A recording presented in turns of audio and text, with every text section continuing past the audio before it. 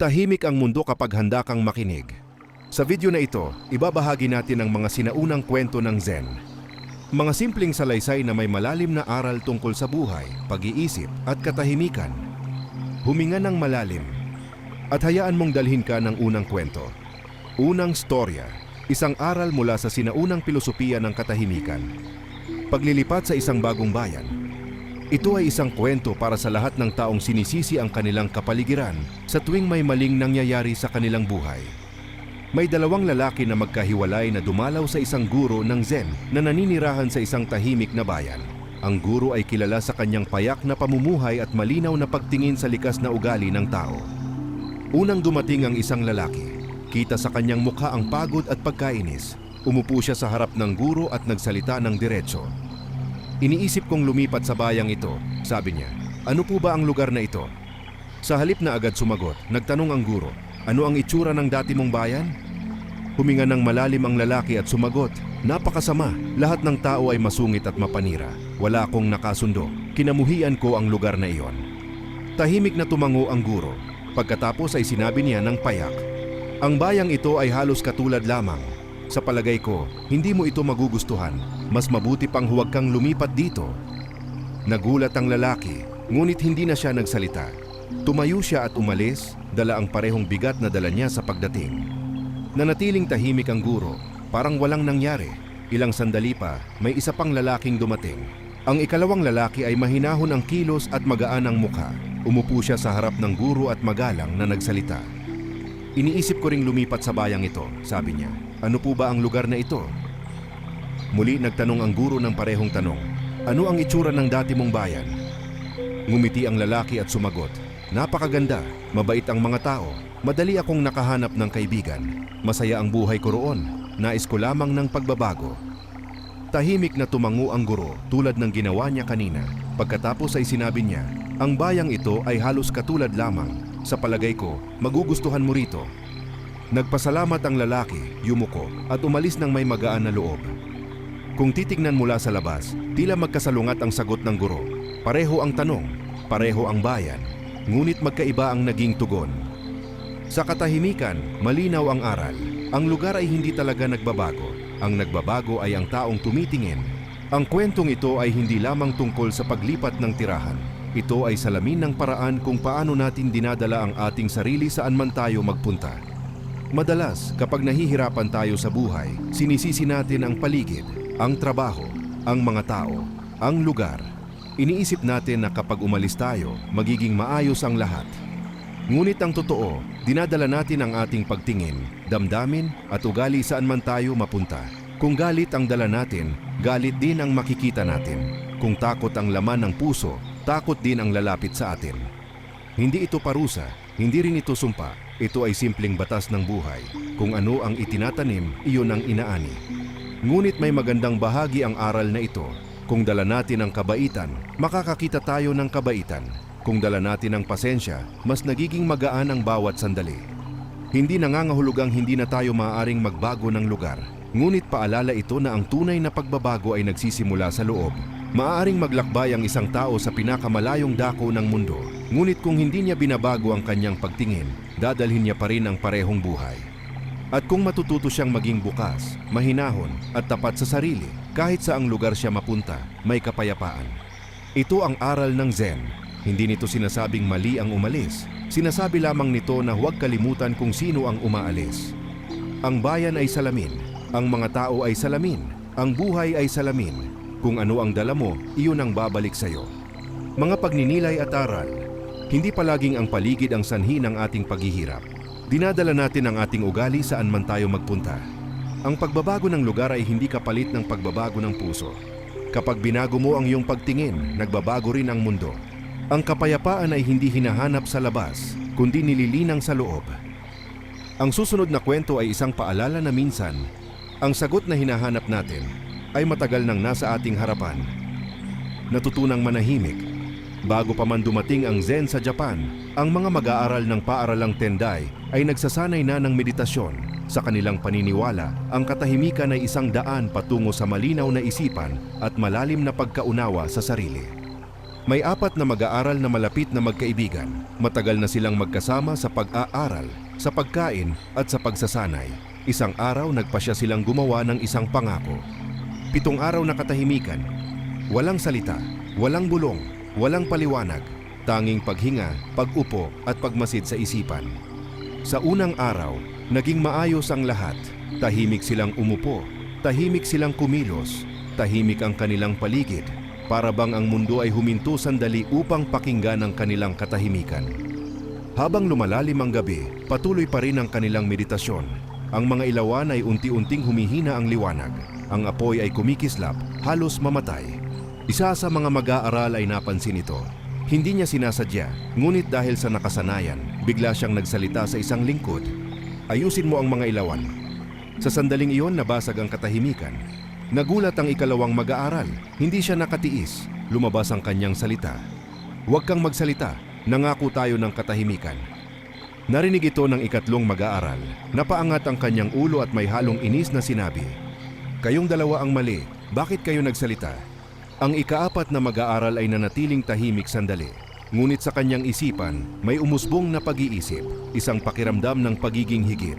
At hindi nagtagal, nagsalita rin siya. Ako lang ang hindi nagsalita. Sa isang iglap, 4 na katahimikan ang nabasag ng 4 na salita. Ang kanilang pangako ay natapos hindi dahil sa ingay ng mundo, kundi dahil sa ingay ng isipan. Ang kwentong ito ay hindi lamang tungkol sa katahimikan ng bibig, kundi sa katahimikan ng puso.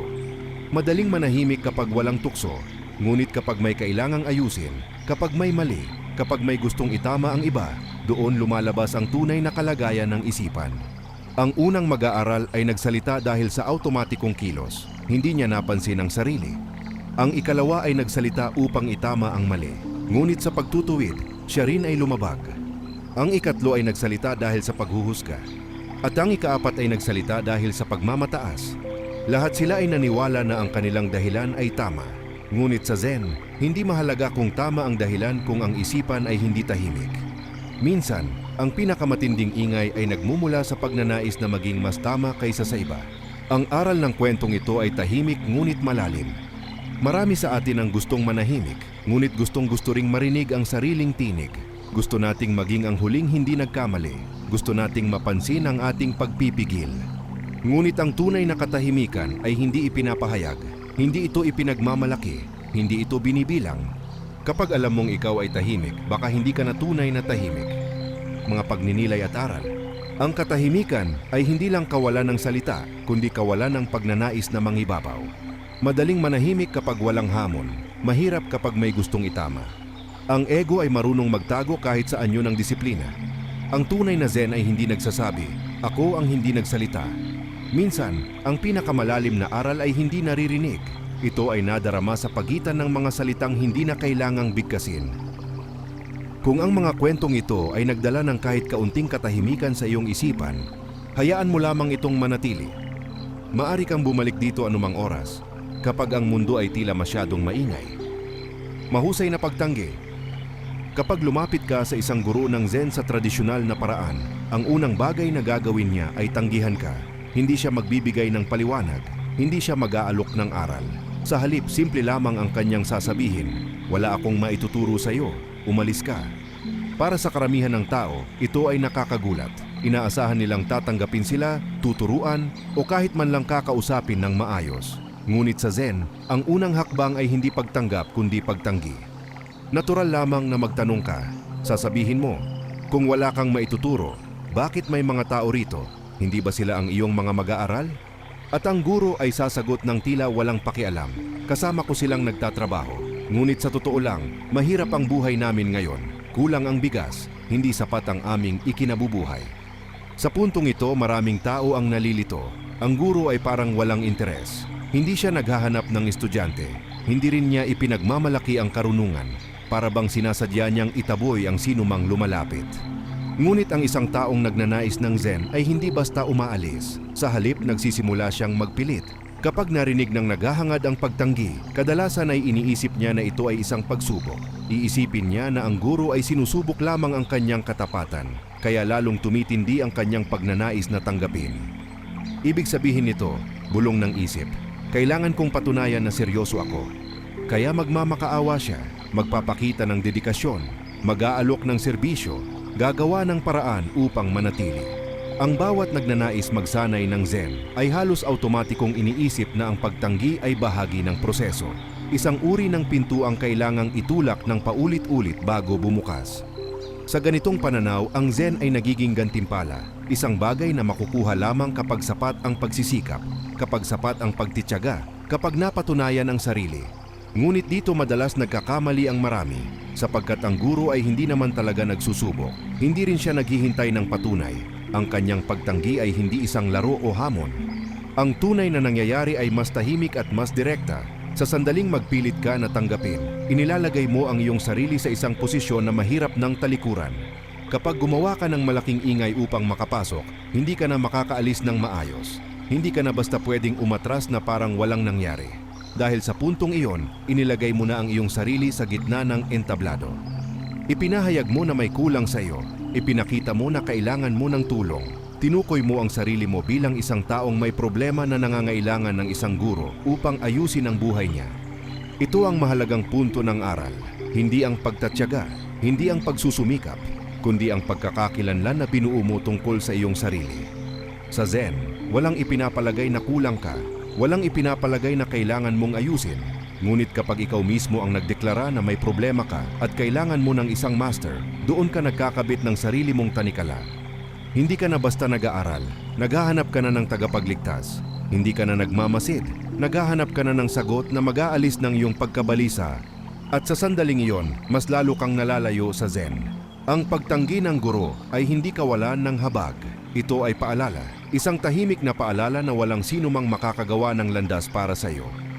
Kapag sinabing, wala akong maituturo, ang tunay na kahulugan ay ito, walang bagay na maaring ibigay sa iyo na wala ka na. Walang aral na maaring idagdag sa kung ano ka na sa kasalukuyan.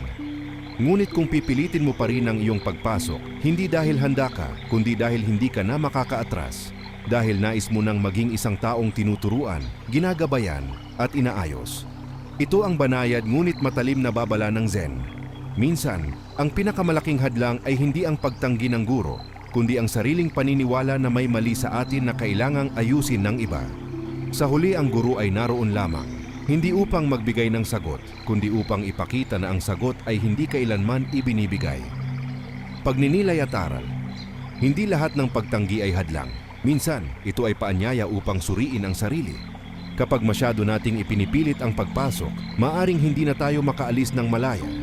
Sa sandaling ideklara natin na may mali sa atin at kailangan natin ng isang guro upang ayusin tayo, binibigyan natin ng kapangyarihan ng iba sa ating sariling buhay. Ang Zen ay hindi naghahanap ng mga taong kailangang ayusin, kundi ng mga taong handang makita na wala talagang kailangang ayusin. Ang tunay na pag-aaral ay hindi nagsisimula sa paghingi ng tulong, kundi sa tahimik na pagharap sa sarili. Minsan, ang pinakamalaking hadlang sa kaliwanagan ay ang paniniwalang may kulang sa atin. Ang guro ay hindi nagbibigay ng sagot, ipinapakita lamang niya na ang sagot ay hindi kailanman ipinapamigay. Sa katahimikan, mas malinaw nating naririnig ang ating sarili. Maraming salamat sa pakikinig. Hanggang sa muli, sa susunod na kwentong may aral mula sa sinaunang pilosopiya ng katahimikan.